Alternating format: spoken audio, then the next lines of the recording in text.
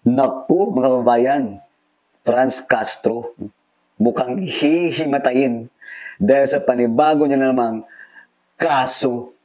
O eto yun, no? Magandang umaga mga kababayan. Nagbabalik pong muli ang inyong lingkod, Sir Co-op, tribal leaders ng Talaingo, Davao del Norte. Abay, sumugod sa kamara para maghain ng panibagong administratibong kaso laban dito sa convicted na makaliwang grupo na si Representative Franz Castro. Matatandaan mga kababayan, kinasuhan at guilty itong si Franz Castro dahil sa Child Abuse at Exploitation Discrimination Act dahil sa pangdudukot lang nila umano ng 14 na mga kabataang lumad, mga katutubo, dito mismo sa may Davao del Norte, sa may Talaingod. O isipin nyo mga kabayan abay, sunod-sunod yata ang Carmalicious, no? Ang karma-karma ni Carmaleta ni Representative Franz Castro dahil sa kanyang, alam mo yun, pabida-bida dyan sa loob ng Kongreso. Kaya nga pala, medyo takot itong si Franz Castro kabayan at mangiyak-ngiyak nung matapos na ang tuwad-com hearing dyan sa loob ng Kongreso. O eto pa mga kabayan, nananawagan o ang panawagan ng mga lumad o ang mga dato sa Talaingo, Davao del Norte ay mapatalsik sa pwesto o sa Kongreso itong si Congresswoman Representative Franz Castro. Halaka, matindi to mga kababayan. At ipinanawagan din nila na sana'y dinggin ng Kamara itong kanilang mga hinaing tungkol dyan sa pangyayaring ginawa nila nung panahon ay nasa bayan muna pa siya mga kababayan. O isipin niyo yung bayan muna. Kasama niya si Sator Ocampo. Hindi ko nga lubos maisip mga kababayan, no? Kasi alam naman natin ang bayan muna.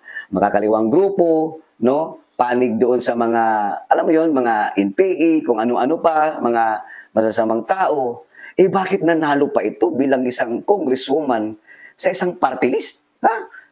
Isipin niyo yun.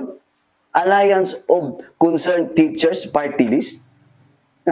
Nanalo at nakapasok pa. Alam naman ng taong bayan na ito ay doon kumakampi sa mga makaliwang grupo.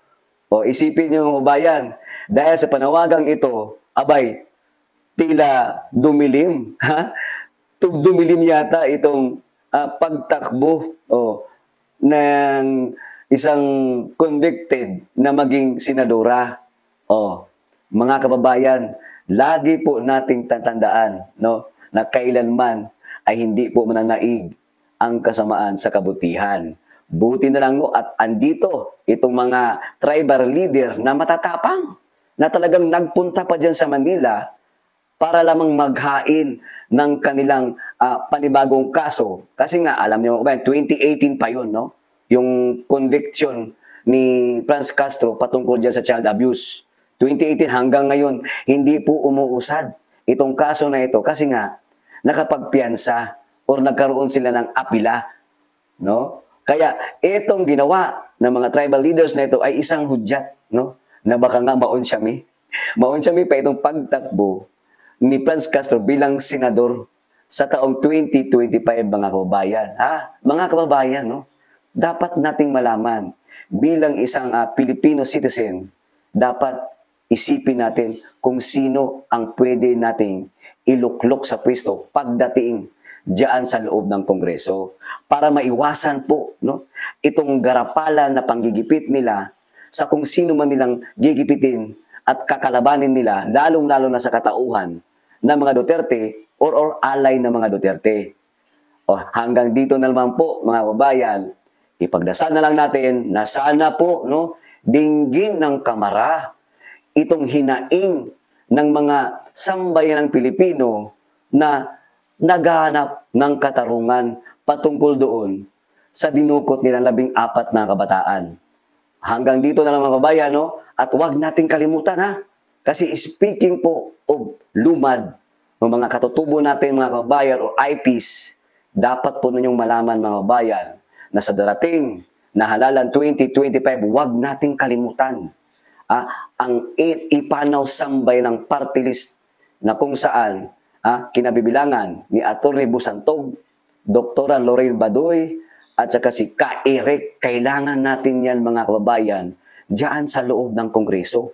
Sila po ang pwede lamang na magtatanggol sa ating mga kababayang mga lumad na kung saan inaapi at binabalasubas nitong mga makakaliwang grupo at nire-recruit.